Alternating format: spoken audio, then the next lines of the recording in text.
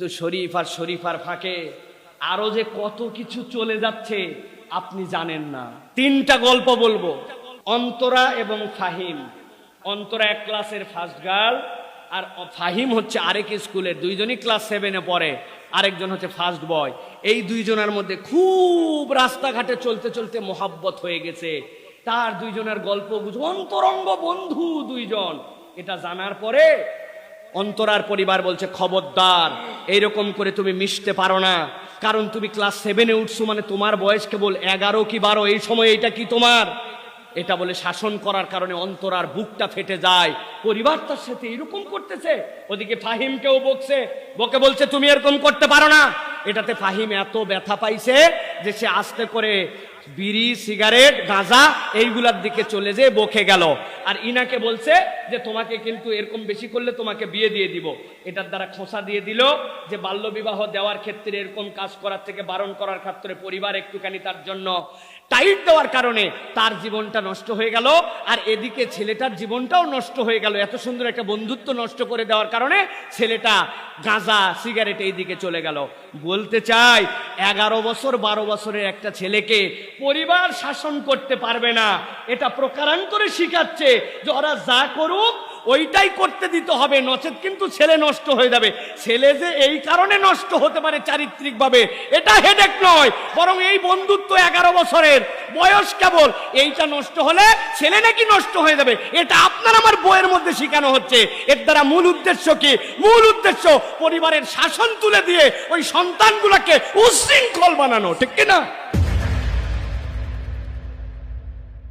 দুইজন, একজনের নাম নীরা, আরেকজনের নাম হচ্ছে অতুল। নীরা আর অতুল একই বেঞ্চে বসে। হঠাৎ করে একদিন নীরা অতুলের পাশে বসে নাই, ক্লাস 7-এ, মাত্র 11 বছর বয়স, 12 বছর বয়স।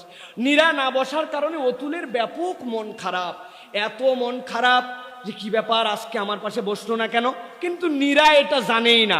বিকালবেলা পর্যন্ত নীরার সাথে সে কোনো কথাই বলল না। পরে তাকে জিজ্ঞাসা করলো, তুমি এরকম করছো কেন আমার সাথে? তখন বললে, তুমি আমার সাথে না বসে অন্যের সাথে বসলে, এই জন্য আমার মন খারাপ। আপনি কি বুঝলেন? ক্লাস 6-7-এ যাতে ফ্রি মিক্সিং এর বীজটা এই জায়গার থেকে ঢুকায় দেওয়া যায়, এই বয়স থেকেই তাদেরকে এটা কি স্কুলের বই নাকি প্রেম শিক্ষার বই, এটা আমাদের সন্দেহ হয়। আপনি খালি শরীফ শরীফা নিয়ে আছেন, কিন্তু তারা আছে পুরো শিক্ষা ব্যবস্থাকে ধ্বংস করার জন্য, ঠিক কিনা? পঙ্কজ এবং রাহেলা। পঙ্কজ অন্য ধর্মাবলম্বী, রাহেলা। পঙ্কজের আর রাহেলার পরের দিন হচ্ছে একটা গণিত অলিম্পিয়াড বা কোনো একটা ক্লাস আছে, এই জন্য রাহেলা পিকনিকের আয়োজন করছে পাড়াবাসী মিলে, ওইখানে আসতে চায় না, কিন্তু পঙ্কজ বলছে তুমি না আসলে মন খারাপ হবে। অতএব অনেক স্যাক্রিফাইস করে রাহেলা অবশেষে পিকনিকে আসলো। পিকনিক করে, আনন্দ করে, ফুর্তি করে, খায় গভীর রাত। আমার কথা নয়, বইয়ের কথা। গভীর রাত্রের পর রাহেলা তার বাড়িতে ফিরতেছে, পঙ্কজ তার বাড়িতে পরের দিন। এই কারণে তার একটু পড়ালেখা খারাপ হলো, কিন্তু আনন্দটা হলো। কি বুঝাচ্ছে? ক্লাস 6-7-এর একটা বাচ্চা গভীর রাত্রে চাইলে বাড়িতে ফিরতে পারবে। পঙ্কজের নামে দুইজনের মধ্যে দুইজনের সম্পর্ক হবে, এতে কোনো আপত্তি নাই, পরিবার তাকে বাধা দিবে না। এই গল্পের দ্বারা বরং উৎসাহ দেওয়া হচ্ছে, তোমার বয়স 6, তুমি 7-এ উঠছো, অথচ তুমি স্বাধীন হতে পারো। যেটা ইউরোপ আমেরিকা পর্যন্ত 18 বছর পর্যন্ত রেখেছে, ওরা এটাকে নামায়া ক্লাস 7-এ আনতে চায়। এটার দ্বারা মূলত কোনো শিক্ষা দেওয়া হচ্ছে না, এটার দ্বারা পরিবারকে ভিকটিম বানানো হচ্ছে। পরিবার কোনো শাসন করতে পারবে না, বাপ মার শাসন করলে বরং সন্তান উল্টা বকে যাবে।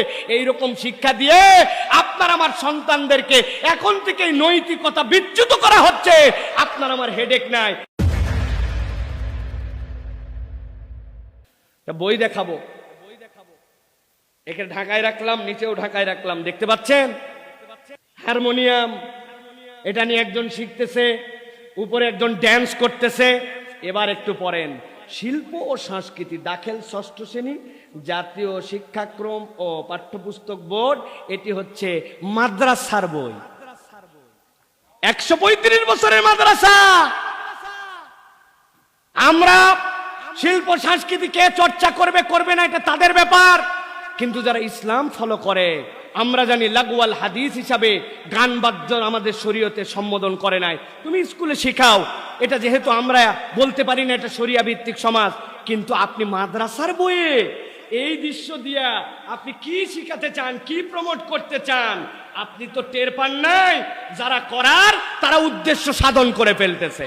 তাকেল ষষ্ঠ শ্রেণীর একটা মেয়ে, আপনি কি বুঝাচ্ছেন?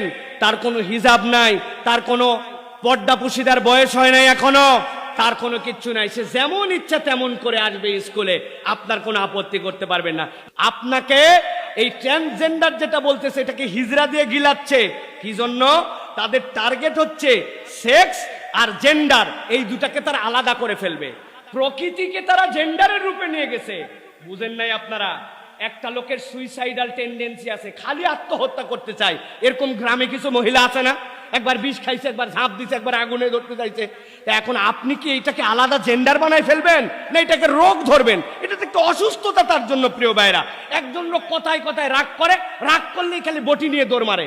এরকম লোক গ্রামে শহরে আসে না? আপনি কি একে আলাদা জেন্ডার বানাবেন? না, এটা কিভাবে জেন্ডার হবে? এটা তো তার একটা দোষ। সুতরাং আমরা বলতেছি, কোন একটা মানুষের অবয়বে পুরুষ কিন্তু নারীর মতো তার টান আছে, এটা হতেই পারে।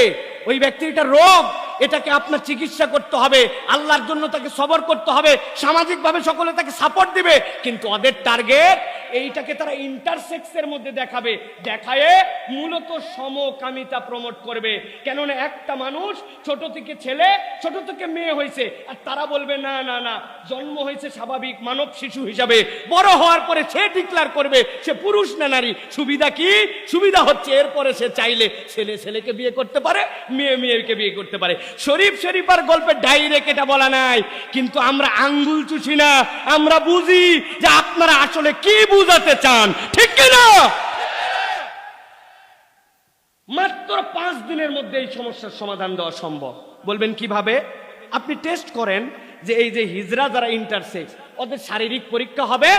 ইসলাম কি বলছে? আকরাবু ইলার রিজাল ও আকরাবু ইলান নিসা, হয় সে ছেলের দিকে অথবা মেয়ের দিকে, যেদিকে সে আমরা এটা মেনে নিব, কোনো সমস্যা নাই। কিন্তু আপনি এইটাকে দিয়ে ঘোলা পানি খাওয়ায়া, আপনি মন কলা খাওয়ায়া সমাজের মধ্যে যে বিশৃঙ্খলা করতে চান, এটা ওদের লেগেছিল 70 বছর। আর আপনার জন্য এই বন্ধু সোশ্যাল এনজিও 2015 সাল থেকে চেষ্টা করে 2023 সালে 8 বছর এইটা আপনার আমার মধ্যে ঢুকাই দিছে। আপনি আমি যদি সতর্ক না হই, প্রথম মাঠটা পড়বে পরিবারে। উপরে কি হবে না হবে জানেন না, কিন্তু আপনার সন্তান আপনার কথা শুনবে না, আপনার অনুশাসন মানবে না, সামাজিক ভিত্তি নষ্ট হয়ে যাবে, পারিবারিক বন্ধন থাকবে না। ইউরোপ আমেরিকার মতো বাপ মেয়ে মিলে পরিবার হবে, ছেলে আর মা মিলে পরিবার হবে, ভাই বোনে পরিবার হবে। ওরা আমাদের মধ্যে এটা ঢুকাতে চায়। মুসলমানকে সচেতন হতে হবে, এইটা আমাদের দেশে, আমাদের আদর্শে আমরা কখনো এটা হতে দিতে পারি না, ঠিক কি না?